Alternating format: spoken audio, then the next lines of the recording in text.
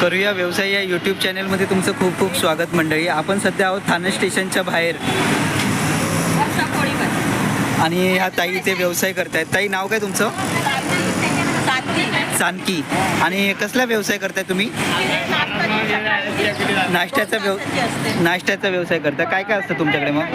पोहे, शिरा, साबुदाणा खिचडी, इडली असते, मेदूवडा असते, अळूवडी असते, पुलाव, चपाती, भाजी. पुलाव चपाती म्हणजे जेवणाची पण व्यवस्था करून ठेवलेली आहे. पुलाव आहे. पुलाव पण बघू शकतो मंडळी आपण. इकडे दाखवा जरा पुलाव इथे. हे बघा. हे बघा पुलाव.